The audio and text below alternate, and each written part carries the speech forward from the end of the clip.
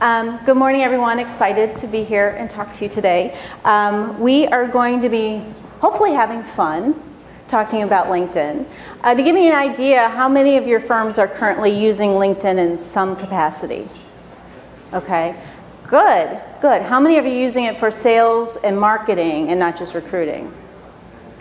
Not as many. Okay, so most of you are using it in recruiting. We're going to touch a little bit on the recruiting side, but in my opinion, recruiting and sales are the same darn thing.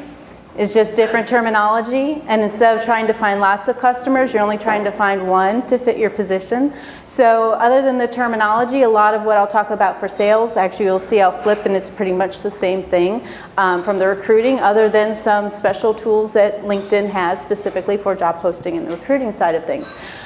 A lot of firms talk to me about how difficult it is to figure out where to start. What do I do? You know, as if you have multiple people in your firm, well, who does what? You know, what do we start? What should we be concerned with? So we're going to look at kind of the big picture. What are the key steps, the key considerations that you need to have in place before you start saying, yeah, go get on LinkedIn and do what we want you to do. And then they're going to say, okay, well, what do you want me to do? We're going to get into a little bit of that too, a little bit of the nitty gritty, so you can give them a few key things that they can do immediately. Now, being from financial services, a couple of little disclosures. Some of you I know may have those that are licensed for securities, and if you do, there are some special things that you would need to have put in place for archiving. There's software. Any of your securities licensed people would need to be capturing all of their activity, anything that they do on social media. Also, as a general rule, you should have a social media policy for your staff and everything put in place that covers both. There's some wage and labor issues with what you can tell your employees they can do on social media, as well as some marketing guidance and additional other legal compliance issues. So you want to make sure you have that in place before you do any of this. So we're going to start first about setup, and then we're going to talk a little bit about implementation. LinkedIn is a powerful tool, and it's really ideal for accounting firms. As a professional services company, you really don't have salespeople for the most part. Your practitioners are your salespeople. You know, they love accounting. They went to accounting school. Nobody taught them how to sell. Yet they're the ones that are responsible for bringing new business into the company. And that's usually the last thing they want to do. You know, for the most part, your agency is probably generating new business, one, if you do have a marketing department or some outsourced marketing, but also by reputation of the senior partners and the relationships that they're building in the community. And so if we can leverage those marketing efforts and their relationships a little bit better, you might be able to get them a little bit more active in some very strategic business development. Make it a lot easier for them, which is going to likely increase the overall success of the firm. So the first step, and here's where I want to get a little bit of participation. Who thinks they know what the very first step is to get started on LinkedIn? Creating an account. Okay, a little bit before. Well, and actually, yes, that would be creating an account. Who thinks it's build a profile? That kind of goes along with account. Okay. No. And probably 99% of the presentations you'll ever see on LinkedIn will say the first thing you need to do is create a profile. The first thing you need to do is to define your target markets. If you're going to be on LinkedIn, and this is where most people have issues and why they don't have success, who is your target audience? Now, the target audience, depending on what your company is doing, it's your potential client pool. You may have more than one target audience for your potential client pool. If you're on the recruiting side of things, your potential audience, your target audience are the types of employees you want to encourage to want to come to work for your company. But you need to figure out who that target audience is, because what's going to happen, and people come up to me all the time and they say, well, Crystal, what should I put on my profile? What should I post? Who should I connect to? And my answer is always the exact same thing. It depends. Depends on who your target audience is. If you know who your target audience is, it answers all those questions. It makes it very easy for you to answer those questions. You know, because it'll identify who does your profile talk to. We're going to talk a little itty bitty about the profile, but I could stand up here for 3 hours and teach you how to build a profile. We don't have that much time. But your profile needs to talk to your target audience. And so if you know who that is, you're going to know what type of content to put in, what type of voice to use, how to organize the sections. It identifies what type of content you should be sharing. What should you be posting? And should you be posting the latest tax update? Maybe. Should you be posting an article about how small business owners can better increase their profitability? Maybe. It really depends on who it is you're talking to. Identifies whose content you should be engaging with. You know, LinkedIn is a conversation, and you should be engaging with the other people. And if you know who your target market is, identifying, well, if I have these 100 status updates from people I'm connected to, and I only got 5 minutes to connect with them or to engage with them, whose do I pick? Well, if this person is connected to hundreds of your target market, you know, that might be the one you want to pick because you're going to get visibility to them. So it answers that question. Identifies who you should be searching for. We're going to spend some time on the advanced search functionality, but you need to really know who that is in order to use the advanced search to find those perfect prospects or perfect candidates for your positions. Now, once you've kind of figured this out, a lot of people, if you've worked with any marketing companies and they've defined your target audience oftentimes by revenue and a lot of other different variables that actually don't work with LinkedIn. So you need to kind of take a look at this advanced search form that they have, look at all of these filters, and then redefine your target audience in these terms. You know, so we have over here, so if you say, well, you know, we're looking for companies with 5 to 10 million revenue, well, on average, how many employees would that equal? You can make some educated guesses. You know, who is it that I need to talk to within that company? You know, so location, industry.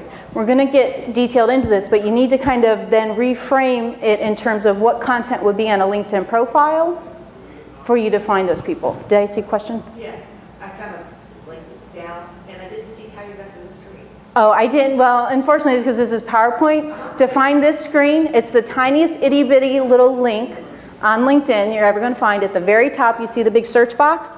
Right next to it says Advanced. It's like this small.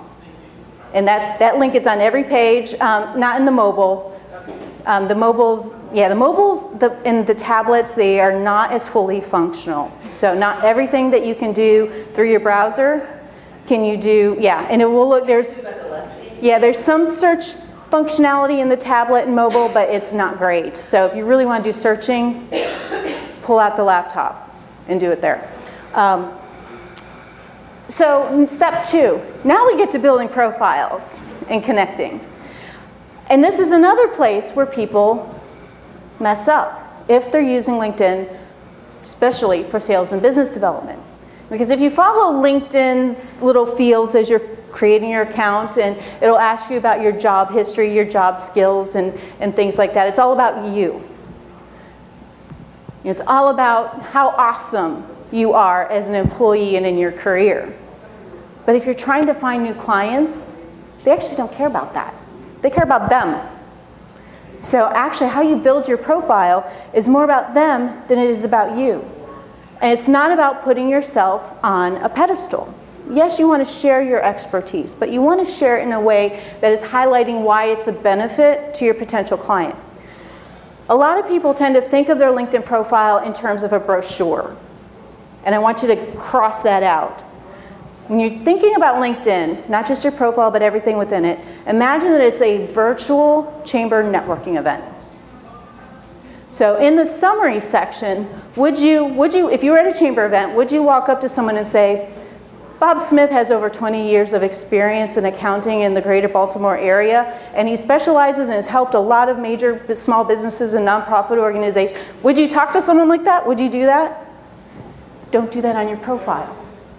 This is your elevator speech. This is you introducing yourself to someone for the very first time. You want to share with them the story about what's special about you, but also what's special about your company. If you're in the sales and business development side of things, then you're sharing those value adds of what you do different, what you do that makes you special from all the other accountants. If you ask most people and you ask what an accountant does, well, they do numbers, they do books, they do taxes. Well, we know they do more than that.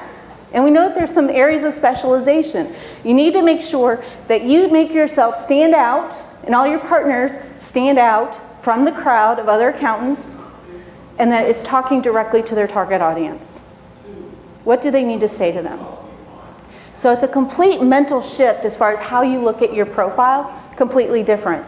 Now, at the end of this, I'll give you a link, and if you connect with me, I have some free bonuses, and one of them is my LinkedIn profile top tips that will tell you how to do this really quickly in one sheet. So connect to me, because unfortunately we just don't have the time to go into a lot of detail, but as a general rule, you need to build all your senior partners' profiles, and you need to orient them to whoever it is that they're talking about. And also to take advantage of the different expertise of your senior partners. So maybe you do work with small mid-sized businesses, but maybe one comes from a family construction business of 3 generations and they specialize in construction. So make sure you emphasize on their profile that specialty that they have. So take advantage of all what's special and different and unique of your senior partners and the other people within your staff to really highlight different elements of what makes your firm great. Part of step 2 is also connecting. This is if you just have a profile and you're not connected to anybody, it's not going to do you any good. So who do you connect to? And you want to be very strategic with this. At minimum, you want to connect to everyone you know and everyone you meet. We're going to be talking about leveraging advanced searches and introductions. And if you are connected to everybody you know, they know who you are, they know what you do, you don't know who they're connected to. Even if it's someone, I say if it's a barista at Starbucks, you may think, oh, well, they're not someone important. I know them well, but they're not able to help me. Well, maybe they're giving lattes to CEOs and VPs all day long, and they get to know them. They're one of those really personal. They can make and they're connected to them on LinkedIn. They can make an introduction for you. So don't make assumptions as far as who someone would be connected to. If they know who you are and you think that they can make any types of introductions or help you in any way, go ahead and connect with them. As you're moving along, every single new person you meet, make sure you connect with them, because this is where you're going to build a virtual relationship. If you get into sharing content, they're going to start to get to know you vicariously. You're going to be able to expand that relationship. You're going to be able to get to see who they're connected to, and you're going to be able to determine from that, well, is it worth going to have that cup of coffee with them that they want to have, that I'm not sure I want to take the time out of my day to do, when you're in networking situations? So can answer that question, is this person worth a cup of coffee? So make sure you're connecting with them. You may decide no, and you can move on, but you're making those decisions very, very carefully. Now, you can just, beyond this, you can decide to connect with people you don't know on LinkedIn. There's some other parameters, but at minimum for what an accounting firm tends to do and your comfort level in doing these types of activities, everyone you know and everyone new that you meet. Step number 3 is to identify the responsibilities of LinkedIn within your firm. If you think that, well, we're going to just come in, have someone come in and do, we'll have Crystal come in and do training, we're going to teach all of our people, and then they'll know what to do. You leave it all on their own, nobody's doing anything. So you kind of need to be a little bit systematic.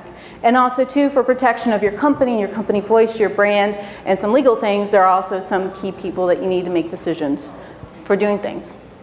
Who creates and finds content for everyone to share? Now, if you think, well, you're going to tell your people, well, go find stuff on LinkedIn and share it, and they're going to do it, they're not. Now, ideally, when it comes to content, and again, that's another whole seminar, creating content is king, it's ideal, but you can also curate content, which means pulling content from other sources. Find those, where are those key sources that you and your staff can use to share content? Who's responsible for finding them so that we know that it's good content? Who runs the searches to find new client opportunities? You may not want your senior partner doing that. That may be something relegated to if you've identified business development for maybe a junior partner or something of that nature.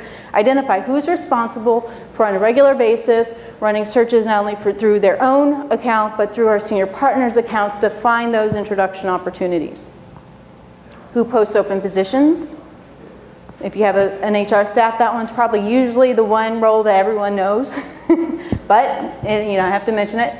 Who searches for candidates to fill open positions? You can be proactive. It's not just about putting the job up there. If you really want to get the best candidate, you're out there running searches and looking for those candidates yourself. And so who's going to be responsible for that? And how do you want the staff to engage with the content and jobs that are shared?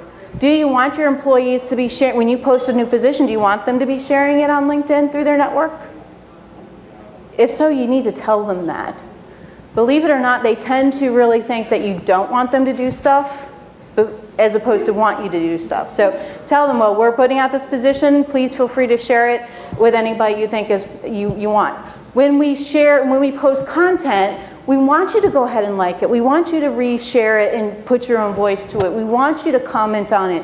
Tell them, encourage them to do that, because when they do that, it goes out to their network and it increases your visibility. But you need to tell them that while you're not making it your responsibility, you're encouraging them to do that. And it's not only to the betterment of the firm, but it's actually to the betterment of their own career, because they're now being seen by their network as an expert and a thought leader in their industry. Step 4, identify the content sources. Now, as I said, creating content is ideal. I spoke last summer at the Ohio chapter of this organization, and before I did that, I did some searching, trying to find an accounting firm that had a really awesome blog, and I couldn't. Yeah, I know it's really difficult to get into that, but creating content yourself is really ideal. I know if most of the people in the firm are more quant people, you want to pull in someone who actually knows how to write that's engaging. You can have the experts kind of put together something and then give it to someone else to massage and make it more readable and entertaining and interesting. But you do want to try to come up with at least at minimum one new article a month. Or something of that nature. Ideally, one a week would be really great. But start building that content, because not only does it give you guys something to share on social, it also helps the search engine optimization of your own website and increases the likelihood that people are going to find you if they're looking for an accounting firm. So what type of content would your target market be interested in reading and sharing? That's what you want to answer. So that's why I said we have to go all the way back to step 1. Who's your target market? What you're going to share depends on who it is that you want to pay attention to it. Now, it's not going to resonate with everybody in your network, but you want it to resonate most with that market that you want to capture. The bullseye is when the content they want to read and learn about matches with your area of expertise. So of course that would be accounting, financial management, and the like. So finding that kind of content is ideal. You don't want to do that 100% of the time though. You want to mix it up a little bit. It's not all, if all you do is talk about accounting, accounting, accounting, accounting, it kind of becomes one note.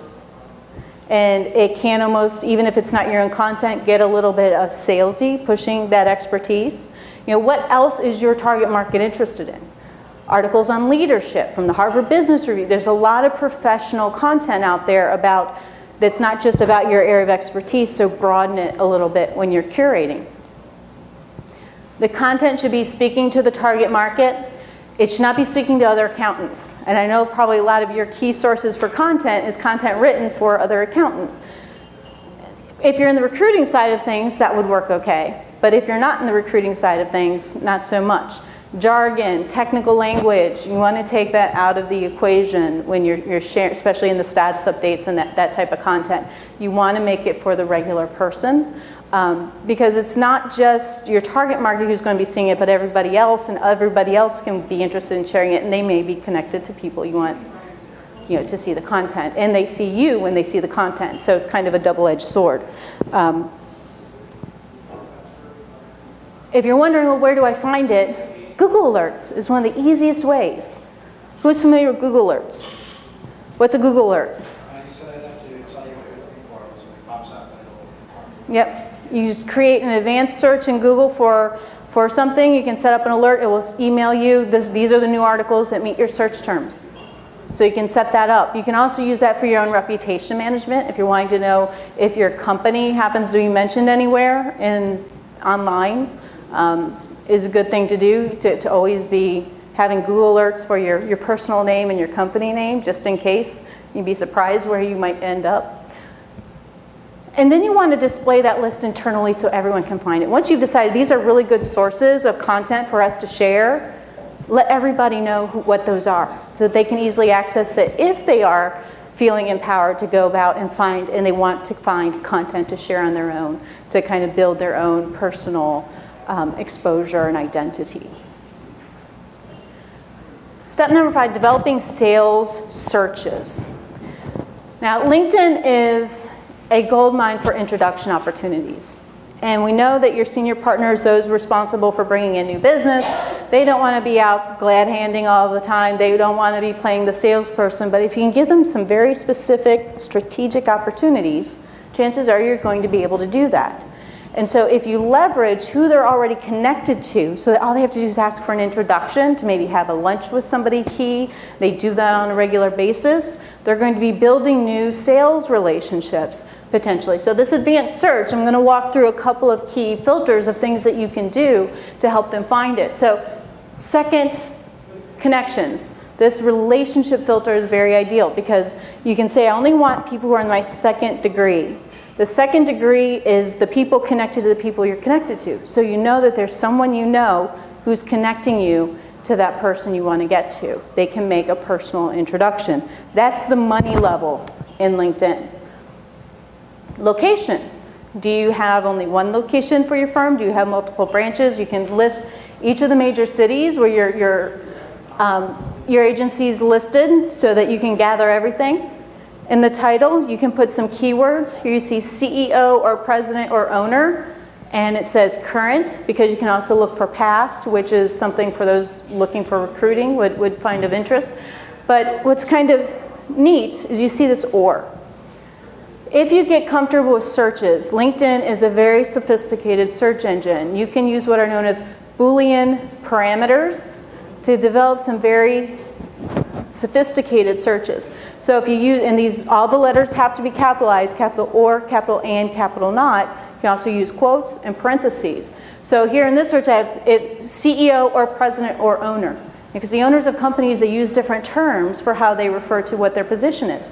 By using the or, it would capture all of them. Now in another type of title, you could use the quotes and the parentheses. You could say financial advisor in quotes. You could use the parentheses by saying, okay, CEO or president or owner, and put another term. And you could put those in parentheses. So you can group things together, and it can get very, very sophisticated if you figure out how to use this successfully.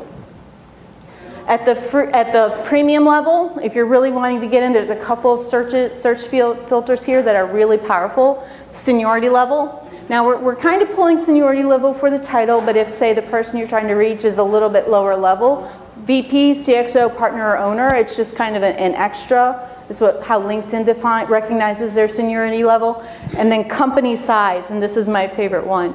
Because the thing with, if you're looking for small business owners, a lot of people who have like no storefront and no employees, who are solopreneurs, say like me, call ourselves a CEO, and chances are that's not the type of CEO you're looking for.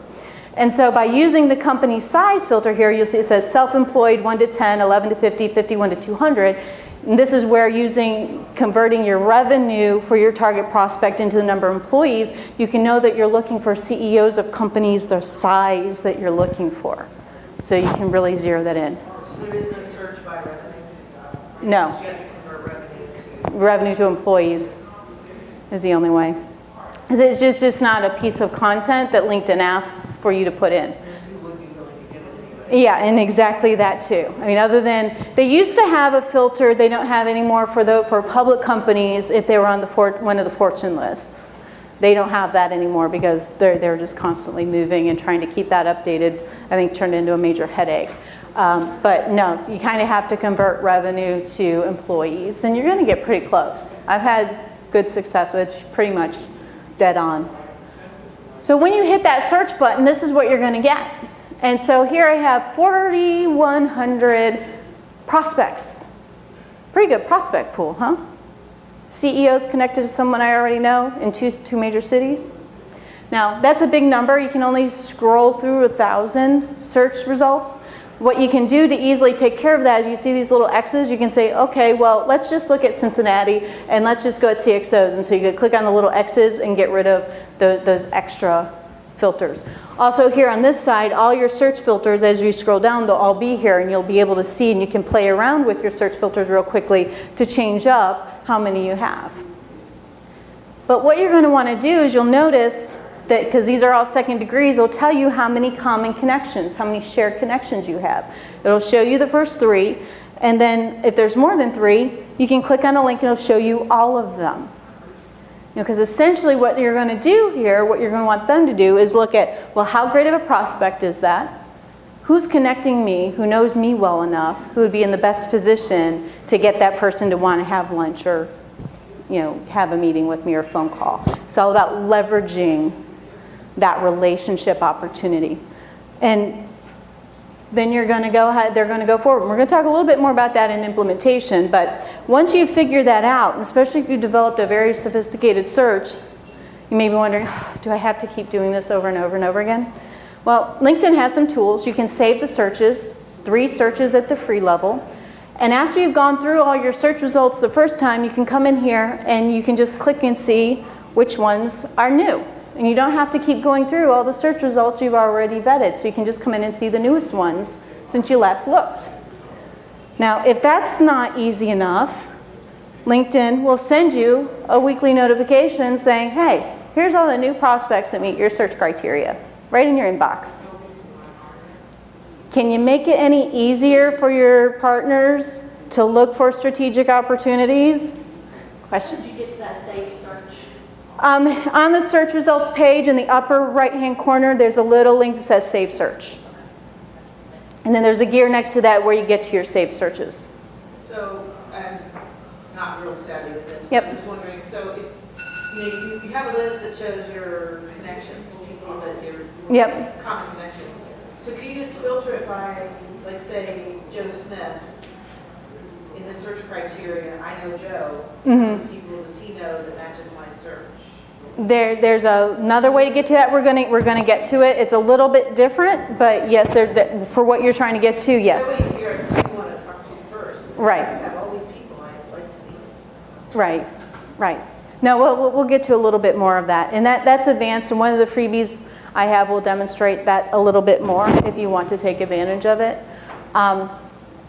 So when you're developing these sales searches, you want to develop them for all the key partners, because each of your partners is going to be connected to different people, and it's going to lead to different second degree opportunities. They have different relationships. So ideally you want to be looking through all of your key leadership who are involved in some degree or who would leverage their relationships to the betterment of the firm.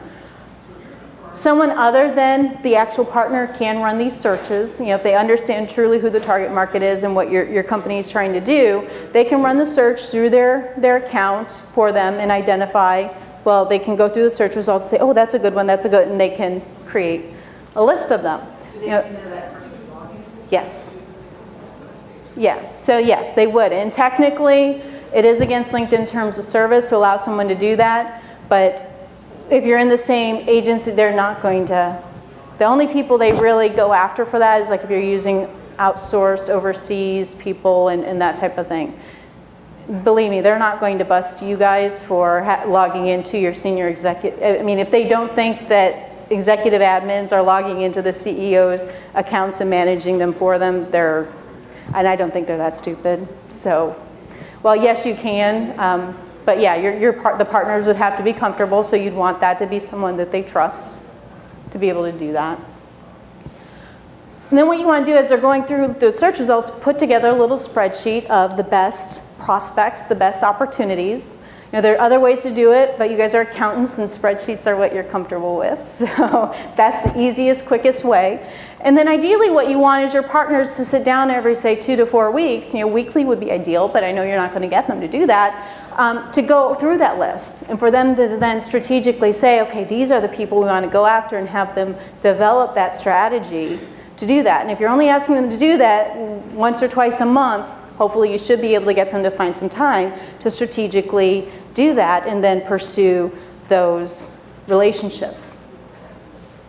And so but now you're probably saying, well, they don't know how to get introduced. They're not salespeople.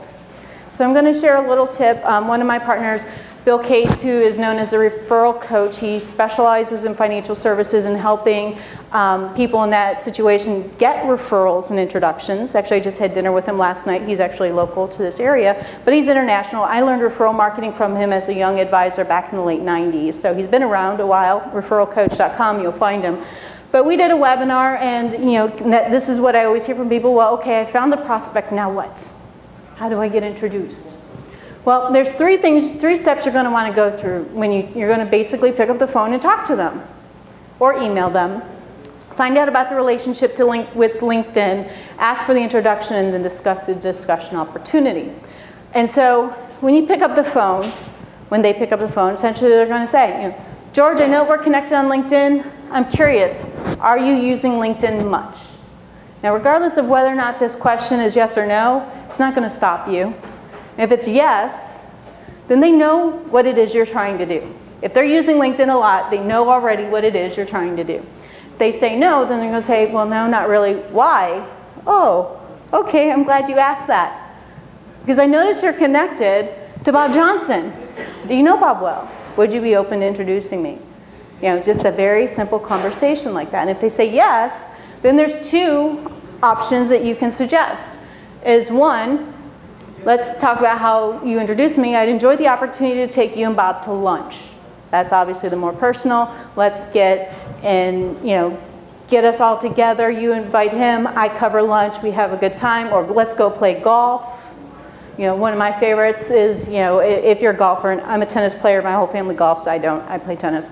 But if say that Bob likes to golf, and the person connecting you likes to golf, well, let's go have a round. Hey, who in my network would you like to meet? And I'll get them as the fourth. And so then you're leveraging that. But if they're not comfortable doing that, then you can say, well, what about an electronic handshake, which is essentially an email introduction?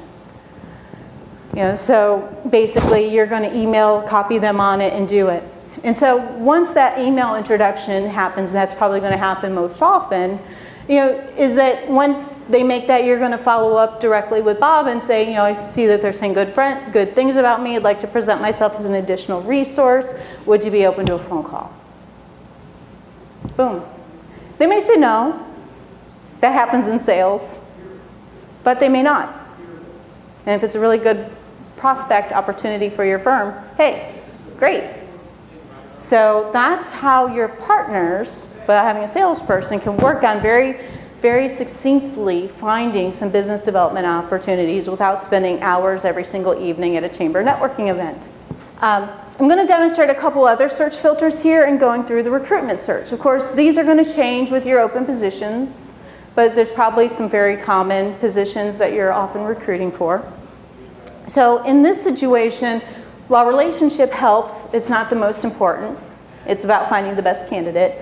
So we're going to start with industry. LinkedIn has a very long list of industries. Now you can use this for potential clients if you're looking, say, for someone who's in construction or real estate. You can be low CEOs. You can use this for that as well. But of course, if you're looking for an accountant, chances are they're going to say, I'm in the accounting industry. And that's immediately going to narrow things down.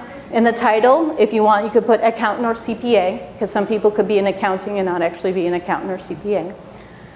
Now, because you're looking for someone to work at your firm, instead of using that location filter that's up here in the middle that we used before, we're going to use the postal code. You can set it, say, to 25, upwards of 100 miles radius around your zip code so that you know that they're within driving distance. Kind of an important thing usually, unless you're looking for someone to work virtually. And then in the premium level, the filter that would really help a lot is the years of experience. So you can say, well, I'm looking for someone who's well experienced, so I need 6 to 10 years of experience. And so that's going to help with your search results. So as you can see, we can really narrow in and get some really good candidates. They are doing currently what it is we want them to do. They live within 25 miles and they have 6 to 10 years of experience. Now if you want, when you run that search, you can change by relationship. But also, too, here's one other little thing, and I use this search for my financial advisors who are looking for 401k rollover opportunities, is that there's a lot of people in transition. You need someone really fast. You want to find someone who's already in transition, who doesn't have to give 2 weeks notice, and they can start right when you need them. Up in this keyword box, use these 2 phrases typed exactly like that. in transition or new opportunity. People who are looking for a job often frequently have those phrases somewhere in their profile. And what you're going to end up with is your list. And actually, if you're going to do that, you're going to want to change this to current or past, not just current, because they're no longer in a job. And you're going to get a list of people who are currently looking for a position who'd be able to start right away. Pretty cool, huh? Step 7, post your open positions. Now this is a pay for play on LinkedIn. You can do them one at a time. The cost for posting positions on LinkedIn depends on what geographic region you're in. In the Midwest area, it's $300 per month per position. If you go into any of their recruiter levels where you get some more advanced search capabilities and communications, you can set up things so that you always have, say, 1 open position per month that's available, up to Word 5. You can pretty much buy those slots, and when you buy them and guarantee you're going to be using them for a year, the cost per position does go down. But so there's opportunities out there depending on how frequently you are recruiting and posting positions. But if it's only every once in a while, this is where everybody's at. They can apply through this. You can get a really good list. So you may want to really think about using LinkedIn for posting your positions. Implementation. Okay, so that's the setup. That's a lot to get ready, but you really do need to lay that groundwork before we do anything else. Can I stop you for just a second? I'm sorry. Sure. So you have a premium membership. I do. And do you know what the rules are about searching on regular membership? And for yes, they have made some changes to the search result, how you search. They put in what they call commercial use limits, and so they don't give you what those limits actually are. But if you're free, you're only allowed to run a certain number of searches per month and only allowed to look at a certain number of profiles per month. That number differs for everyone. It's based on your activity. So if you've not been doing any searching and all of a sudden you jump in and try to do a whole bunch of searching, you're going to hit your limit super quick. If you continue to do it, your limit will grow a little bit, but ultimately hit whatever their ceiling is, which they don't share.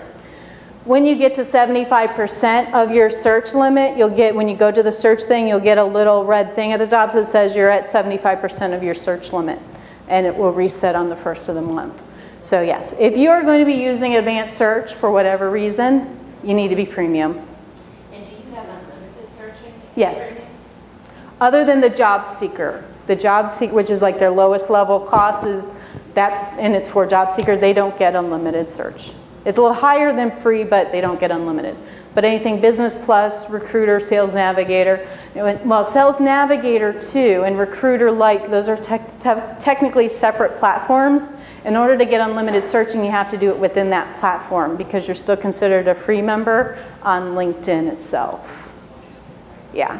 So premium has unlimited, and it's the normal person that's limited to a certain number of searches. Yeah. Tell you how many. Right, right.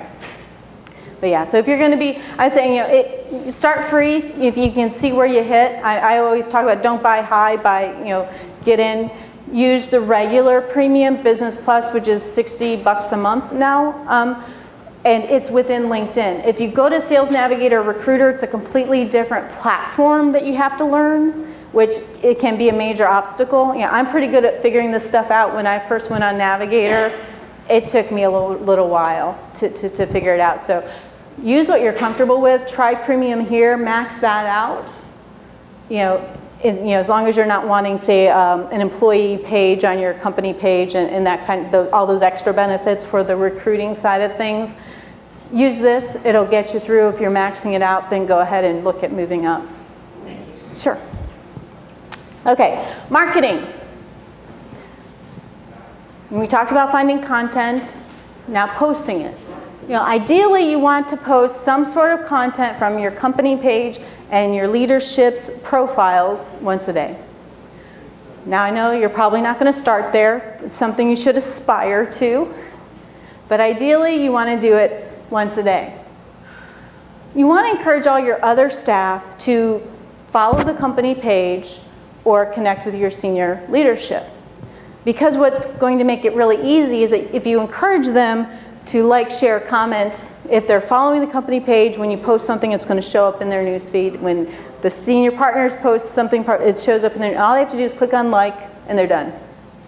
They can click on share and add their own little commentary, they're done. They could go in and add a comment underneath it, and they're done. They don't have to think, it's really simple and easy. You don't have to tell them necessarily when it is. If they go in and they see it, boom, they can easily and quickly do it. For those who are administrators on the company page, you do get statistics on what the posts do from the company page.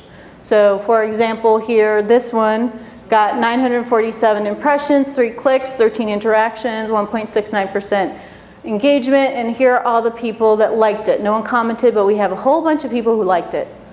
So you can see what kind of exposure you're getting. You know, every time someone likes it, it feeds it in. Now from the company page, when they share that content, the people who follow the company are who sees it. So it has nothing to do with connections, it's who follows the company. Let's take things a little step further as far as in advanced, once you get the hang of this. Now when you're posting your own content, when you think about visibility, you know, when you post the content, it goes into the newsfeed. People you're connected to, if they're live and they're logged into LinkedIn, whether on a mobile, whether on the desktop, if your content's live, when they're actually looking at it, they're going to see it. If they're not, they're never going to see it. So a lot of the content you post is not going to be seen. And so for those of you who are wondering, well, I'm afraid we're going to post too much, really you can't post too much. The one thing I would say from the slide before that you might want to try to coordinate is if you say you have 5 partners in the company page, try not to post the exact same content at the exact same time. Use something like a Hootsuite, something where you can say, okay, this partner posted on this day, this day, this day, and spread it out, or at least a few hours. You can set it up and schedule it so that that will happen, whoever's in charge of the marketing. Because what will happen, well, to me it's not tragic, but some people get really sensitive about it, is if I'm connected to 3 of your partners and I'm following your company page, now it's going to say, it's going to have all 3 of them, is going to have everything in one big block. And in a way, you're kind of missing out on visibility because each of them are connected to some other people. If it's posted at different types of day, even if they're posted to the same person, they may be more likely to see it if you kind of spread that posting out. But the point is that if you're just posting content, you're limited at most if nobody interacts with it, and the number of connections you have being the absolute biggest amount of visibility you're going to get. You can get better visibility, actually, by not posting anything and engaging with what your connections are posting. So if you're strategic about this, if you look for someone who is a center of influence to your target market and they share content, add a comment to it. What happens here in this situation, Bill posted this article, all these people commented. If I came in and added my comment, it goes out to my network like a regular share. Bill gets visibility to them, which he's going to absolutely love. But I'm visible, one, to him. He knows, hey, I've been helping him out. But if he's connected to thousands of financial advisors, and I want to get seen by financial advisors, by adding my comment, I'm visible to all of those financial advisors. You know, you can start a conversation. You know, this one's not really getting into that big of a conversation, but some of them do. And if someone you're not connected to, you know, makes a comment and a good point, you start that conversation, now it makes sense to invite them to connect. And if you see someone there who's a potential client, so who fits your profile, you can invite them to connect. And you know, you'll end up with people at different levels from me, because each time one of these people have commented, it's gone out to their network. So if you think on average, each person has 500 connections. So by me commenting, I have my 500 connections, which I happen to have more. Bill does, actually he has a lot more. But each of these people, multiply, you guys are the accountants here, okay? 500 by me, him, and each of these people who could potentially see you and get to know you. How powerful is that? That's pretty powerful, by just engaging and getting your senior leadership or their assistant on their behalf to go in and do this. So marketing advanced, one more advanced tactic, if you're using the company page. One of the benefits of the company pages is that you can do sponsored status updates. This is one of the pay-for-play. So you may be familiar with seeing the little ads around on the outside of LinkedIn. Sponsored status updates look exactly like any other status update in your news feed. Only you as a company can say, I want it to appear in these specific types of people's news feed. So you can say, I want this status update to go into people who are located, say, in Baltimore, who are CEOs of businesses with 500 to 250 or 50 to 250 employees, who work in this industry. And it will go in there. You can pay for it. They do both pay per click and pay per impression. Now, this was one for a free webinar, and actually this is one of the freebies. If you contact me after, I can give you a link to sign up for this, 7 mistakes that kill sales and what to do instead. But I boosted this, essentially, sponsored it. I got 3,700 impressions, or 27 clicks, 4 interactions, 3 followers. That cost me $60. So if you're really strategic with the content you're creating, or if you're having, say, a lunch and learn, or some kind of a workshop, or something of that nature, that's a really good time to do this. This is pay per impression. Pay per impression, I found, while it looks like it'll be more expensive, is actually cheaper. Because if I had done this at pay per click for 27 clicks, their click, depending on how many different filters you pick, will average anywhere from $4 to $6 or $7 per click. So again, do the math, 24 times $5 per click, a heck of a lot more than $60, which I paid for it to get. And it ended up going, and it always goes a little bit over. So I paid my goal was to get 3,000 impressions, so it was $20 per 1,000 impressions. I got some bonus there, and cost me $60. Pretty cool, huh? Some sales basics. Your leadership team, those involved in business development, need to be regularly inviting all the new people they meet to connect. They need to regularly run those advanced searches for new opportunities. And then they need to spend at least 5 minutes a day scanning through their news feed, doing the likes and comments on the status updates. This is sales. This is not just marketing, the benefit of this.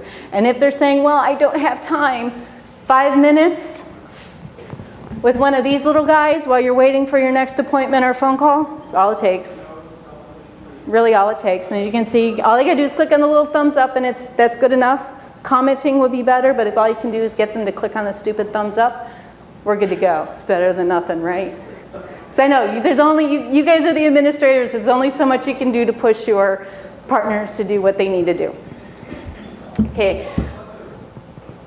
Another for sales basics, review their received invitations to connect on a regular basis. People are inviting them to connect. They need to act on them on a regular basis. They want to pay attention to whether the person has customized or not customized the invitation to connect. When they just click on, and actually if you do it through the mobile and that, chances are it's just going to go, oop. If you notice you click on the connect button and you're like, oh, I wanted to send a little custom message, and it's gone. That tends to happen, that's more on the mobiles than anything else. But if they just sent the default message, you'll see a little arrow in the little tile there. You can do a reply without accepting. Now, if it's the target market, someone they would want to be connected to, you don't ask why, you accept, but then you send a follow-up message. You always want to send a follow-up message when you're connecting with your target market, saying thanks for the invitation to connect, look forward to getting to know you.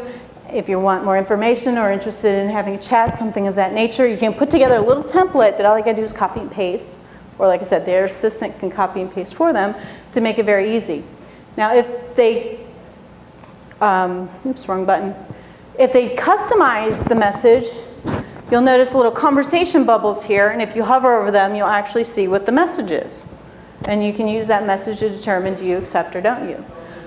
But if it's not target market, you want to do the reply without accepting and ask why they want to connect. You never know why someone wants to connect. There are a lot of people who want to connect just to build their connections. And are they really going to help you, given the strategies that I've talked about, as being connected to a whole bunch of people they don't know, they have no relationship with? Is that going to help them a whole lot? No. But they may actually have a good reason. I actually landed a client $50,000 contract simply by asking, why do you want to connect? They may have chased me down. They may be interested in your services. And if you don't ask why, you're not going to know. And if you ask why and they say, well, oh, I'm interested, now you can manage that opportunity. You can say, well, let's set up a phone call. Or they say, well, I'm not quite ready yet, but then you can put a little tickler to make sure you follow up with them. If they did that and they were interested in your services and you never asked why, they're probably inviting a whole bunch of others to connect, and when they get ready to take action, there's a good chance they're not going to pick you. They're going to go with someone else. So ask why, and that will uncover those opportunities that are looking for you. Because if it's a target market and you do the accept and you send that follow-up, that will uncover it too. Like, oh, well, we're looking for a new accounting firm who's wanting to have a conversation. Oh, yay, let's do that. So how they deal with invitations to connect that they receive is the easiest way to find potential new business opportunities. And chances are they're just hitting accept, decline, not doing anything with it. You probably lost a lot of business because of that. Here is the one question you were asked, an advanced search here. If you find a center of influence that's connected to a lot of the types of businesses, so say like the local chamber president who would be connected to all of the CEOs of all the major businesses, and you're connected to that person, you can go to their profile. If you click on connections, you'll scroll down. This is what it looks like when you're able to see that connections. You can basically scroll through all their connections. Now they do have the ability to turn this off. If you go down here, and instead of seeing all, you only see shared, you can't use this strategy. This has to be someone who allows you to see all of the connections that they have and browse through them. You'll notice that there's a little magnifying glass up here. You can search directly through this particular person's specific connections for the type of people you want. And so I put in the term financial advisor, and as you'll see here, I got almost 1,400 people. Then there's a hyperlink to take this into advanced search to do a bit more, because scrolling 10 at a time through here, that's not, 1,400 people, not happening. So when I click on it, it takes me into an advanced search listing, just like we did before. And again, what you want to do then is if you see someone who's really good, you want to go ahead and invite them to connect. They're your target market, they're connected to someone who's of influence. And what you want to do with this is you do want to craft a very special, particular message for them. So here's the example. Their first name. I noticed we had connections in common, like Bill Cates. I hope you enjoy what he shares, because I sure do. I often share content that helps advisors leverage LinkedIn that may be of interest. I'd love to learn from you too. Would you like to connect? Is that threatening? Usually you're going to get about 50 to 60% acceptance rate. You're putting yourself equal to the center of influence, and actually though, you're putting him a little bit on that pedestal saying he's awesome. So if it gets back that says, hey, someone mentioned you in there, and all they said that your content was great. You think Bill's going to be mad that you said, hey, he shares great content? No. So with your centers of influence, you can really leverage this strategy. So recruiting basis. Monitor the posted positions. I know most of you, this is what you're using LinkedIn for, and I had a feeling, so I don't do a whole lot with the recruiting side, so you probably know a little bit better than me. But you do want to run the advanced searches to find candidates that haven't applied. And you can use that from those advanced searches to send in mails or a direct invite to connect if you're not using the premium. Just customize why you want to connect. And go looking for the people. Now, an advanced strategy would be when you find a candidate, a really good candidate who's in your second degree, you can see who your common connections are. Go do reference check before you even reach out to them if they look really good. Talk to a few of your connections that you know. Hey, I see you know this person. I'm looking for someone. Do you think they would be a good fit? What do you know about them? Do the work up front. It's going to possibly save you a lot of time on the back end. If you connect with me, I have business cards up here if you want, LinkedInNinja.com or Crystal@LinkedInNinja.com, easy to get to me. I will email you my LinkedIn Ninja profile tip sheet that you can share with your agency. I can give you a link to a free webinar for 7 LinkedIn mistakes that kill sales and what to do instead, which goes into some of these things a little bit more in depth, plus gives you a little bit more. And if you're interested in a 30-minute consultation to talk to you about what your firm's doing and what you might be able to do better, that type of thing, I'd be happy to schedule something like that with you as well. So, do we have any questions? I'm curious, I think it was Microsoft that just bought them. Yep, well, they're in process. It hasn't been approved, but If it gets approved and closed, what kind of great things or yeah, and that's the big question. Microsoft buys LinkedIn, now what? Well, my first concern is that all of their latest acquisitions, acquiring them essentially killed them. So I'm a little bit concerned about that. Nokia, that pretty much has killed a lot of those things. But assuming that doesn't happen, I think there could really be some really great opportunities and synergies if you're using the Office platform and a lot of what they do. They're talking about ways to build this intelligence into their other apps, so that, say, if you're working on a Word document and you mention something, it can pull in, suggested contacts and things like that. I don't know if any of you use Evernote at all. If you notice when you're searching through things, it'll pull in, references to other content you've saved in your Evernote. It would essentially kind of be that same kind of thing, that as the content you're saving and typing, if there's other connections relative, it could have a little pane where it could pull that information up and help with some intelligence that way. Integrate into Outlook and CRM if you use Dynamics, a lot better.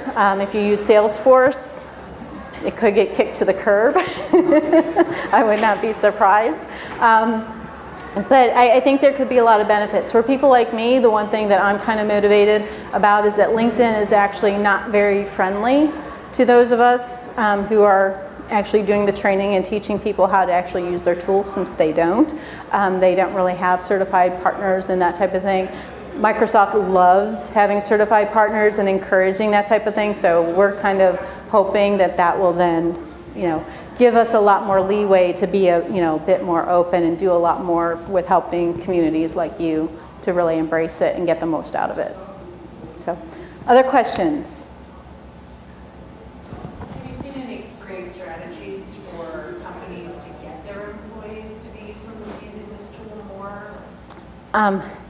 A lot of it comes down to on your overall philosophy, developing the strategy ahead of time, to help finding someone who can help you understand what your employees are willing to do and what resources you have. A lot of it is that setup, putting those things in place, and then training them. If you try to train them and then do the strategy, and that's where I've worked with a lot of companies, they bring me in, I just do a lot of training and nothing happens because they didn't start with strategy. Spend some time up front, figure out what the strategies are going to be, and then we can train your staff to it. We can put those pieces in place if you have, say, like a SharePoint or something like that, where you can have those pieces of content. That's also the other biggest thing with staff, for the other employees. If you're wanting them to be sharing your content, if you don't make it easy for them, they never will. So as I said, put a list somewhere, have a library of content that they could easily go to. If they're open to it, you can attach, and you're using, say, a Hootsuite, or someone's doing a central marketing management, you can attach their personal LinkedIn account, and whoever's doing the marketing could post on their behalf as well, if they're willing to do that. But that's why I said, encourage them to follow the company or be connected to the leadership and say, well, when you see anything that we share, please, we want you to go ahead and share that. Is kind of the best you can do. You can't force them to do it.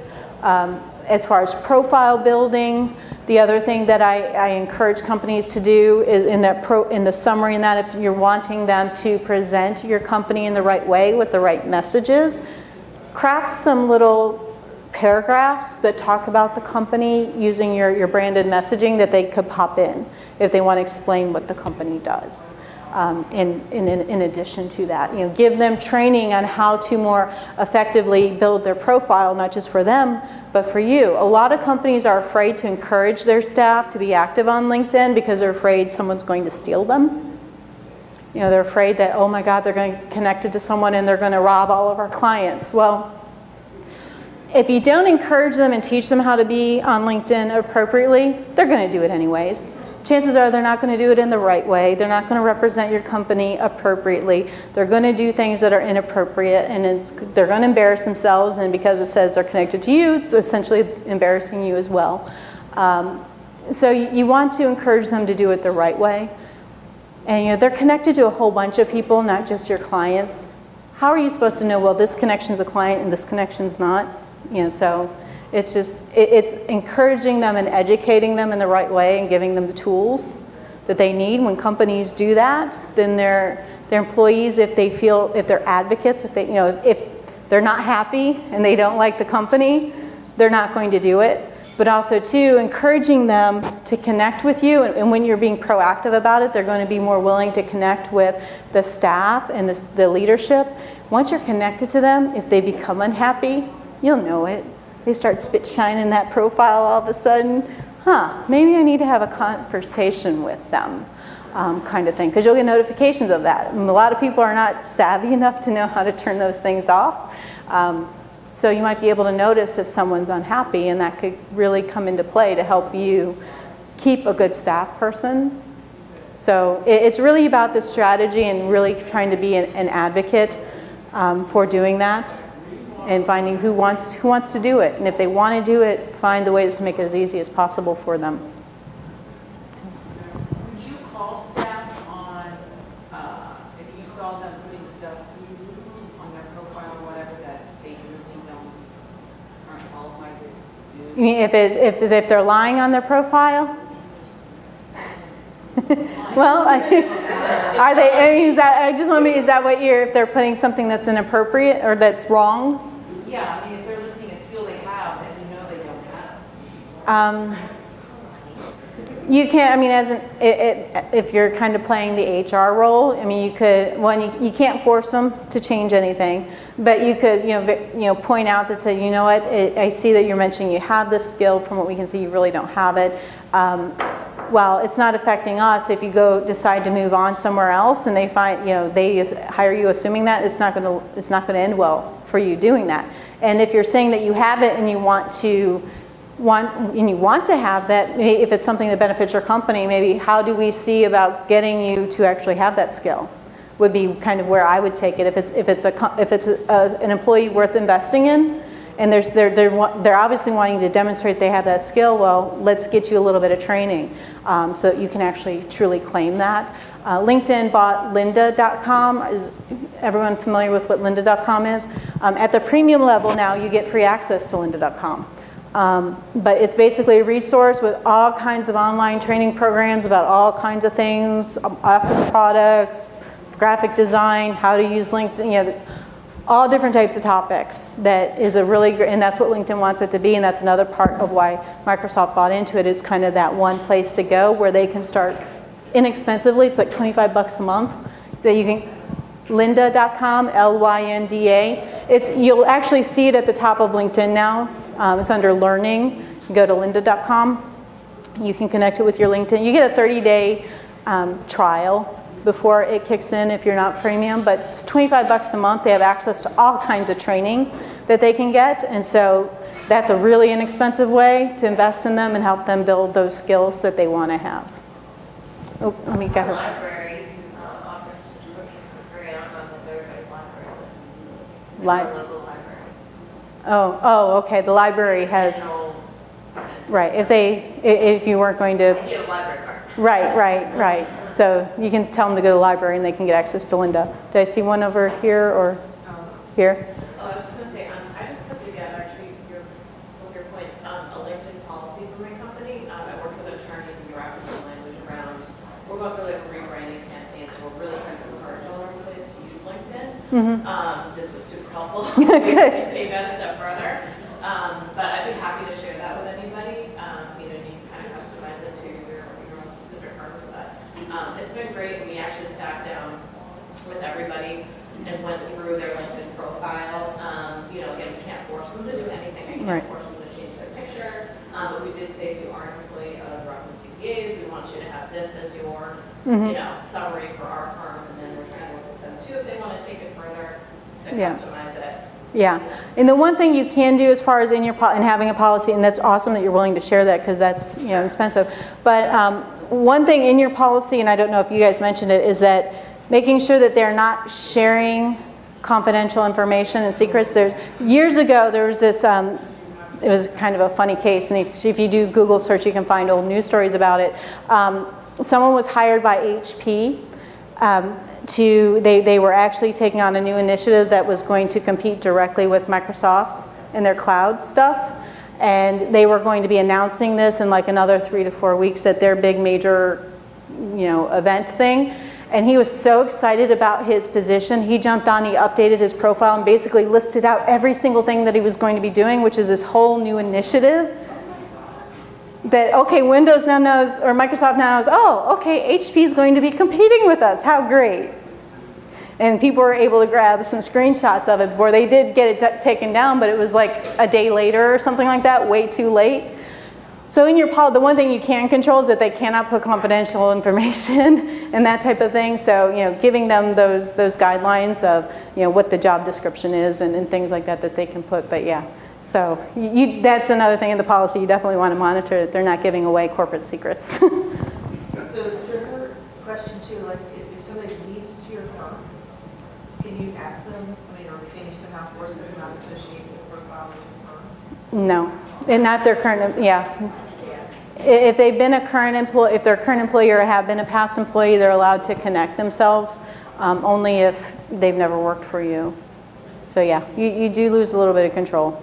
It's their personal asset, they own You it. just can't have them say that. If they're saying something that's libel, slander, or anything that would be legally not protected speech. We have former employees that, we encourage our employees to use LinkedIn. We have former employees that have accounts that are completely inactive, they don't do anything with their associated data listed. They're an employee. And we've contacted them and asked them to remove it. They have not, and there's nothing we can do. Well, you can't, if they're still listed as current, or if someone associates with your page who's not an employee, you can take a screenshot, get the link to that profile through the help center. You can contact LinkedIn. They can actually force it in.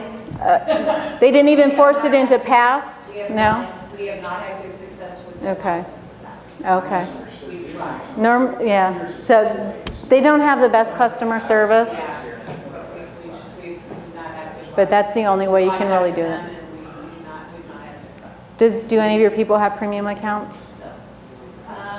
Not right now. Okay. Probably will soon. Technically, you're supposed to get better premium support if you're, or better service and support if you're premium. So if one of your people goes premium, try resubmitting and see if you don't get better results.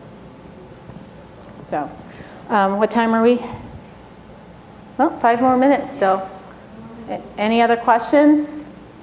If not, I'm happy to stick around here for a little bit. If you have a question and you don't want to raise your hand in front of everybody. I know it's here, but again, I have business cards. Feel free to reach out, connect with me, ask for any of my freebies and bonuses. Happy to help you out.